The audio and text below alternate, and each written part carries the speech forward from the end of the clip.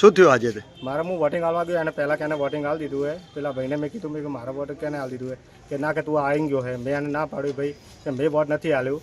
તો પેલા ભાઈ કે ના કે તું જતો રહે તારા ઘેર, તો હાલીને જતો રહ્યો. આ દેખો મારે નિશાન બી નહીં હાથમાં. અને તમે કે પેલા હું સાઈન કરું છું, હું ભણેલો છું. તો પેલા ભાઈ કે તું અંગૂઠો મારી ગયો. મેં કીધું આ મેં અંગૂઠો મારી ગયો, નિશાન તો રહેવું જોઈએ ને. હું મારે સાઈન કરું છું અંદર. પછી અધિકારીએ શું કીધું? ભાઈએ કહ્યું તું જતો રહે કે પછી થોડી વાર પછી હું થોડી વાર પછી ગયો તો માસી મળ્યા મને કે ચલો કે અંદર આપણે જઈએ.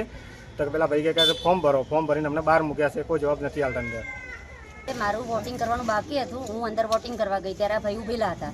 મેં શું થયું એટલે કે મને વોટિંગ કરવા નથી દેતા. મેં કીધું કેમ?